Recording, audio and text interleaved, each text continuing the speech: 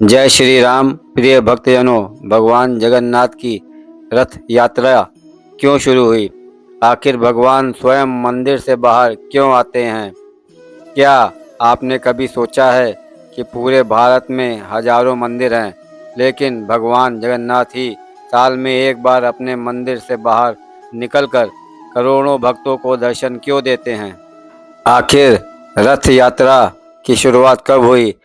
क्या सचमुच यह यात्रा उन लोगों के लिए है जिन्हें मंदिर में प्रवेश नहीं मिल पाता?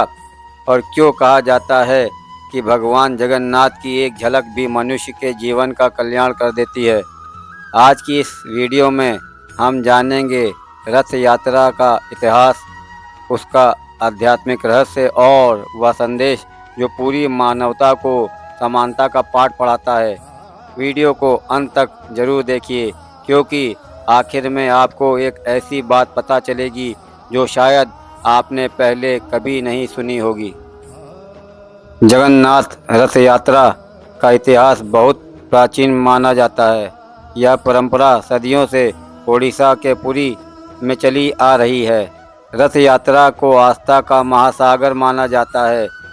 इस दौरान लाखों श्रद्धालु भगवान के रथ खींचने के लिए उमड़ते हैं।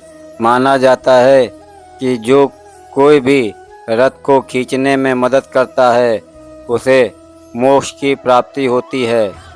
हर वर्ष आषाढ़ शुक्ल द्वितीया के दिन भगवान जगन्नाथ, उनके बड़े भाई बलभद्र और बहन सुभद्रा अपने भव्य रथों पर विराजमान होकर श्री मंदिर से गुंडीचा मंदिर तक यात्रा करते हैं।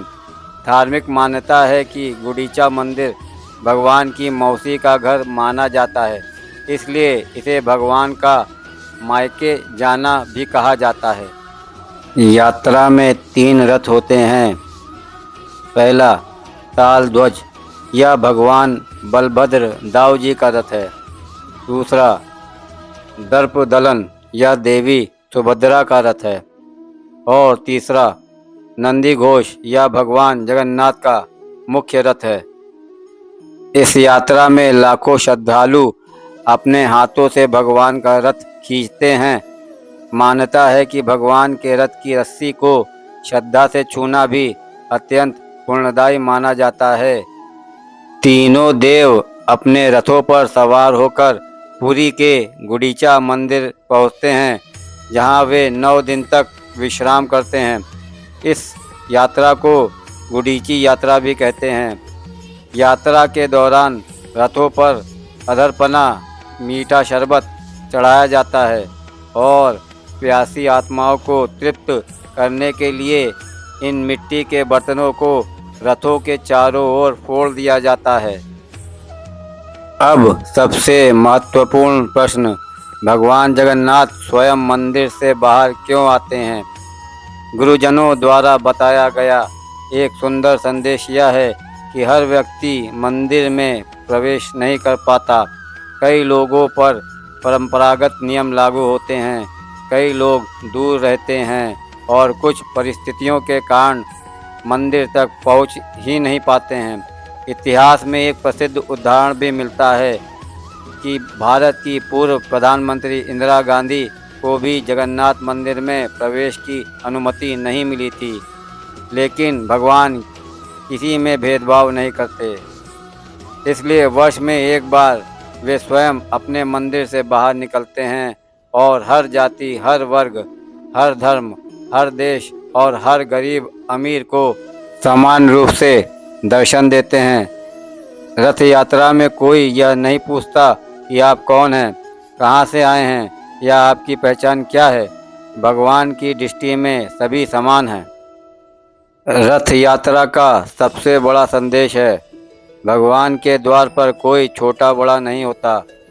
रथ यात्रा का आध्यात्मिक महत्व, शास्त्रों में कहा गया है कि जो श्रद्धालु गुंडीचा मंडप की ओर जाते हुए रथ पर विराजमान भगवान जगन्नाथ, बलभद्र और माता सुभद्रा के दर्शन करता है, उसे महान आध्यात्मिक पुण्य प्राप्त होता है।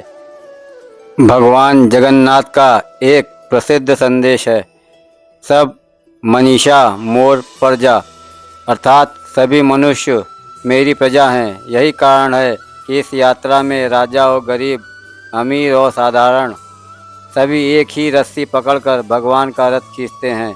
यह दृश्य मानव समानता और भक्ति का अद्भुत उदाहरण है।